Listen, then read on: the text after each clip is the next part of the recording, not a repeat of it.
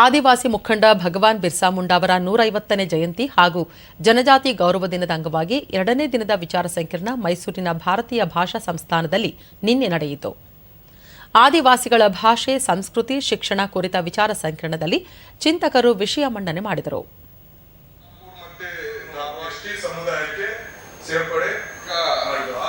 ನಮ್ಮ ಖಾನಾಪುರ ಮತ್ತೆ ಧಾರವಾಡ ಅಂದ್ರೆ ನಮಗೆ ಅರಣ್ಯದಲ್ಲಿ ತುಂಬಾ ಅರಣ್ಯ ಸಮುದಾಯಗಳು ಹೋಗ್ತಾ ಇಲ್ಲ, ಅದನ್ನೇ ನಡೆಸಲು ಎಂದು ಗುರುತಿಸುತ್ತಾರೆ.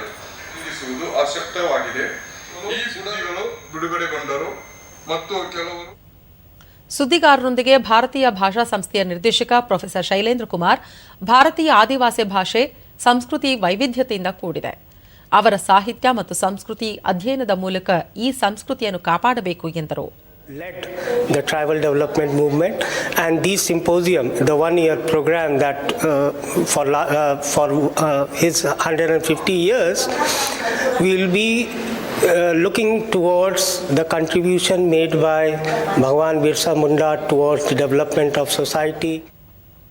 ಸಂಶೋಧಕ ಡಾಕ್ಟರ್ ಕೆಎಂ ಗಣೇಶ್ ಕಲ್ಕರ್, ಆದಿವಾಸಿಗಳ ಸಂಸ್ಕೃತಿ, ಸಾಹಿತ್ಯದ ಕುರಿತ ವಿಚಾರ ಸಂಕಿರಣ ನಡೆಯುತ್ತಿರುವುದು ಸಂತಸದ ಸಂಗತಿ ಎಂದರು.